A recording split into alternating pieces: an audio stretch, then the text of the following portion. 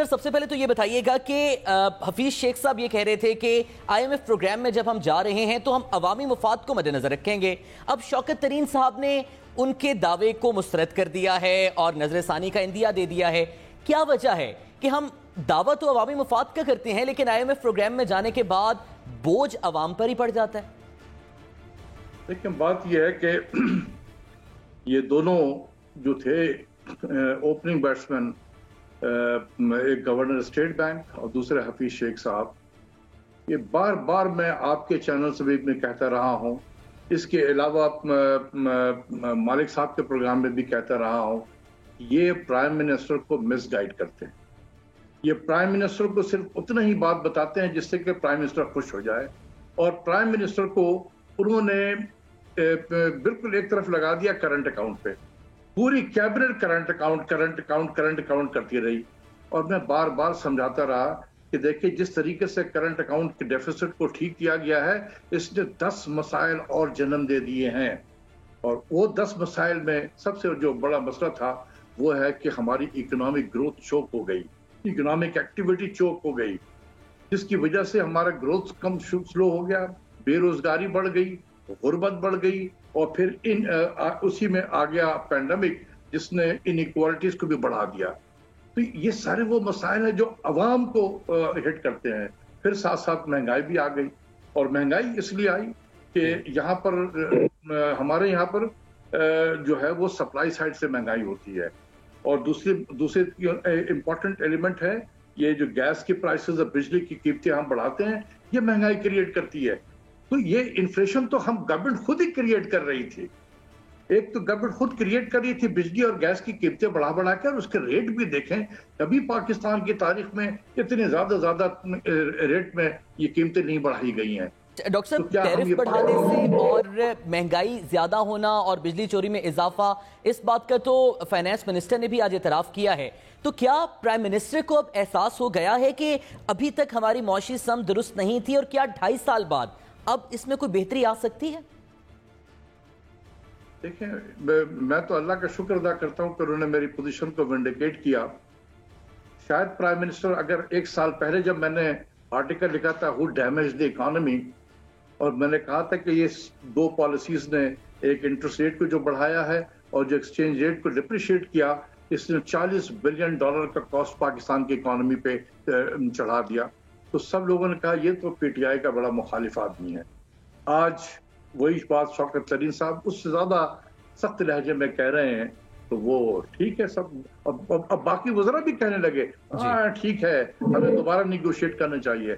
شوکت ترین صاحب نے بالکل صحیح انالائز کیا ہے کہ کیا کرنا چاہیے، اور آئی ایم شیور کہ جو ان کا یہ ویو ہے کہ ہم نے ری نیگوشیٹ کرنا ہے، بالکل ٹھیک ڈائریکشن میں بالکل کرنی چاہیے. ڈاکٹر صاحب یعنی آپ شوکت ترین صاحب کے بطور فائنانس منسٹر اپوائنٹمنٹ کے فیصلے کو درست سمجھتے ہیں، کیونکہ پہلے اسد عمر صاحب سے امیدیں وابستہ کی گئیں، پھر حفیظ شیخ صاحب سے، پھر احمد اظہر صاحب سے. تو شوکت ترین صاحب میں ایسی کون سی خوبی وزیراعظم صاحب کو نظر آئی جو انہیں پھر اس پوسٹ کے لیے چنا گیا؟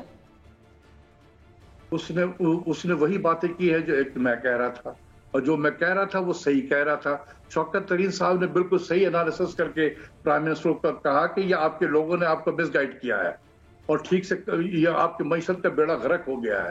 ہمیں اکنامک گروتھ کی طرف توجہ دینی چاہیے تاکہ لوگوں کو نوکریاں ملے، ان کے انکم میں اضافہ ہو.